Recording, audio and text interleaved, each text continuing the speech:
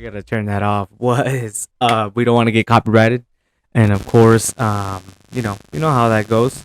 And what is up with this thing, dude? Lately it has been messing up. Sorry about that, guys. Hopefully it doesn't sound too bad. But welcome to another episode of Weight Room Overtime. I am excited as always. I am your host, Coach Javon. And I'm happy to be here. Happy to get to make another video for you guys. Hopefully this one intrigues a little bit more people, as it is something a little bit more common outside of sports. But like as always, I always talk about different things in regards to athletics and sports and gym stuff. So if you're new, welcome. Consider subscribing, dude. I am about to go ballistic and throw the shit all over the room. Um, anyways, if you're new, welcome. I'm gonna fix this in the next video, hopefully. But um, today's topic, before we started, obviously it is yoga. So the whole purpose of the video today is to have a better understanding of why yoga has been, I guess, trending or in the horizon when it comes to athletics, for various reasons. But I'm gonna talk about 6 things today in regards how something like yoga you guys can benefit from, whether you're an athlete or not, or just like working out in general. So that's the topic today, yoga. So we'll talk about six athletic performance benefits of yoga and how to achieve them, right? So, yoga has been around for a while. It's kind of like martial arts. It started in the Middle East as a, way of them, kind of recouping or putting the body back how it's supposed to be from long days of work, stress, or whatever it may be, to feel like that's, essentially making them feel better at the end of the day, right? So it has been around for a long time. There's different types. There's, hot yoga. There's regular yoga. There's, I'm sure, all men's or all women's yoga. I don't know. I'm not into that, I guess, too deep into that world. But if you guys are watching this and you guys do yoga yourselves, let me know in the comments what you guys prefer and what you guys recommend for somebody that might be new to yoga. That would be great. Hopefully everybody can benefit from that. But so the reason why I guess yoga is a topic today is because it's a little bit in my research, kind of homework in a sense too, for my graduate studies. But um the there's many reasons, like I mentioned earlier. So there's things like people use it for a mental capacity state, pushing their minds to a limit to better focus at the end of the day. There's recovery methods, there is injury preventions, as well as performance enhancements when it comes to some of that stuff. So if you think about let's say a soccer team, for example, right? Let's say it's a youth club and you guys are going on a tournament this weekend, and you guys are playing 3 guaranteed games, and then eventually or hopefully you guys make it into the playoffs or the bracket playoffs, where you guys end up going playing in the semifinals and then again in the finals. And that is a lot of games within a weekend, maybe 3 days, whatever it may be. So essentially you're kind of overusing your body. And now imagine of after the game you guys stretch out and do whatever it may be. It might not be enough, right? Especially if you kind of hurry and you want to get out of there to go eat food or whatever it may be. Incorporating something like a small yoga session where it could only be 10 to 15 to 20 minutes has shown some improvements in the performance or the longevity of those athletes fatiguing. Again, because when you have soccer players, right, for the most part, they have parts of their muscles or body where they're more overdeveloped. And this is an example, but I'm sure every sport has its own niche. But for soccer specifically, because that's kind of what I love to do and study about. So a lot of we're quad, dominant. So a lot of the resistance comes from your quads, and there's a lot of pressure and over there, in that part of the leg, when a lot of times it's underdeveloped in the posterior chain. So happen to be like your glutes, your hamstrings, and stuff like that. So when you incorporate something like yoga, it's again balancing a lot of those muscles that are supposed to be, helping those quadriceps. But a lot of times, since there is a lot of force and they're overdeveloped in the front, they're not gonna pull enough, or that the posterior chain is not gonna help them enough. So incorporating yoga can help with the range of motion of those joints, whether that's the knee or the hip, whether that's back pain if you have back pain as well, and again for hinging, so anything that has to do with bending over and again reaching back. But some other things that I noticed when it comes to the yoga benefits is power. And when you think about power, I'm not thinking like you're gonna be crazy strong or output crazy amount of weight or whatever it may be. What I mean is the strength and speed directly are come from the body, right? So a lot of it comes from mechanics as well. So if you think about 100-yard dash sprinter, right? Anybody that does sprints, if their mechanics is off, obviously there's going to be some delay in the speed or power of that athlete when he's trying to sprint as fast as he can. So doing something like yoga, again, is bringing that range of motion and bringing your muscles back where they're supposed to, along with the joints, to better prepare you for that event. If that kind of makes sense or paint a picture for you guys, right? So that is number one. Second thing is endurance. So when we're talking about endurance, obviously, if anybody does yoga, I've done it myself. And in a quick story here, when I was in college, the first time I kind of got into the world of yoga, well, I didn't get into it. They were forced us. Our coach, our soccer coach, and the trainers at the time made us attend yoga classes. Um, I'm a very tight person, so like what I mean by that is like my hips are very tight. I sit all day now, even worse, and I have tight hamstrings and stuff like that.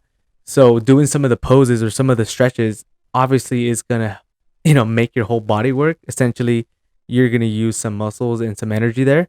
But that's where the muscle endurance comes from, right? Being able to breathe as properly and be able to, maximize your capacity in your lungs while doing these exercises are gonna help you again outside of yoga when you go back to the field or whatever it may be. So that's I guess the best way to kind of put it. The other thing would be balance, balance and proprioception, but let's just go with balance.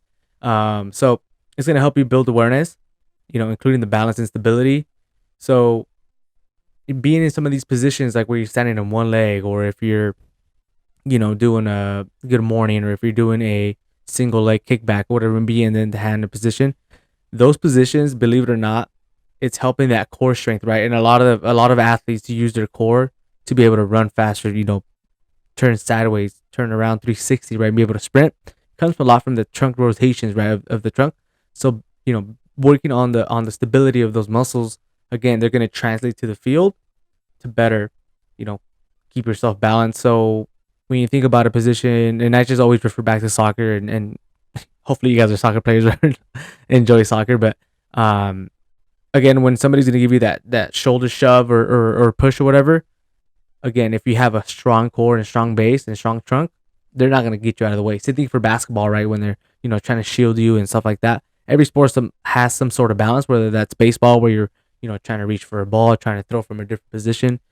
A lot of this stuff, if you think about yoga, can help with the stretch or stability of those muscles that are predominantly used in the sport. So you can't do like the same yoga class for a baseball team to a football team to a swimming team, right? They're all different types of movements that happen within the sport. So we always want to tailor it to a specific movement of the sport, if that kind of makes sense. So just to keep that in mind, right? Injury prevention. This is something huge that then I guess this is the reason why a lot of colleges and sports teams, even pro athletes, and I don't know how much you guys follow pro athletes, but even pro athletes have some sort of yoga incorporated in their training program, because studies have shown there's a lot of research done for injury prevention for them. So again, being able to stabilize the muscles in your knee, for example, building the strong, attachments there, can help with injury prevention from like an ACL to MCL to sorry, having a blink here, but basically not tearing your ACL. Okay, so that's why we always want to bring that up, or I guess in a way thinking of like yoga is not going to help me in the sport in a sense, right? It's just stretching, but studies have shown different stuff. So so it's going to help you in the recovery as well. Obviously, we all know this. That's why people go to physical therapy, or if you're an athlete today, you have the athletic trainers, and they're making you guys, whenever you go, check in with them, whatever it may be, they make you do exercises or poses or even stretches where static stretch or dynamic stretches. Same thing with yoga. So now imagine incorporating stability, time, intensity, and duration of those stretches. Obviously, it's going to help with the recovery of those joints wherever the injury might be. Okay, and then lastly, we have improved focus, right? As I mentioned earlier, when you get into these positions, like when you do, I don't even know what they're called, to be honest. Hopefully, you guys can help me out. You don't know what I'm talking about. When you get into that weird position, kind of like on two limbs, or I guess you're on your four limbs, but there's like one opposite leg go up and then the opposite hand up. That position, guys, if you guys ever try that, dude, like the 30 seconds seems so long, and when you go to a minute or even past a minute, your body's like shaking, and you're trying to have your mind get into a mindset of how do I keep my body up. Same thing with the plank. I don't know if you guys noticed when the planks are being done for more than a minute, right? Or even a minute and a half or 2 minutes, your body goes into this different like mode of like, I got to figure out how to stay up. And you're very focused in trying to accomplish that task. So that's why they think yoga is beneficial for athletes, because it keeps them sharp at the end of the day. So when they leave there, their body's like, or their mind is like, I've actually tried to accomplish and I can accomplish anything in a sense, completing to that next task, right? That might be different for every athlete, right? Every sport is different, and the way that they cope with themselves. It might be nutrition, it might be a whole different factors, but it has shown to enhance a lot of these, different, measures and performances that we're looking for. But that is basically the 6 things I wanted to talk about. The last thing I want to talk about when it comes to yoga, or if you guys are planning to incorporate yoga into whether that's a training program, your own personal training program, or even sports teams, um, I would start with something like, it's not like you're gonna go for your first day and do a 30 to an hour, yoga class. If you can, great, right? If you are like new, very new to it, and looking to incorporate some of these movements, I will start with like 10 to 15 minutes, or an amount of, different poses or stretches to start during your, after your training sessions or whenever it may be, to be able to again progressively add, more time and more stretches throughout the year, right? So I wouldn't start with a bang. I was progress through it to see how it's adapting to your athletes and stuff like that, or to yourself. It might be a mind test that you want to try out, and that might be good for you guys, right? And then when we talk about, let's say you've been training for a while and you have your own training program, whether you have a trainer or not, you can always ask to incorporate that in your training program. A lot of the times, the research has shown that primarily when the high intensities are happening, so like preseason, for example, let's say you're an athlete and you're preparing for your season and you're like 5 weeks away, right? And during this time, it's like super, like you're peaking, just starting to peak for competition. Since the intensity is so high and your body's, getting ready or in shape, incorporating yoga during these times are going to be more beneficial, excuse me, than to somebody that might be, already in the playoffs, and they're already, or maybe not even the playoffs, maybe they already completed, their season, and why incorporate yoga at that time, right? So there's different methods or different ways of incorporating yoga. Not saying you have to do it every day. It could only be a couple times a week or one time a week, just as long as you guys, incorporate it in there would be great. So, but if you don't want to take it from me, don't do it. That's really up to you. I'm not going to control you, but I'm just trying to help you guys out as much as I can. But I know it was a short one today, guys. I know it wasn't very long. I am looking for guests as well. So if you guys ended up getting at the end of the video, send me a message if you guys are looking to get on the show.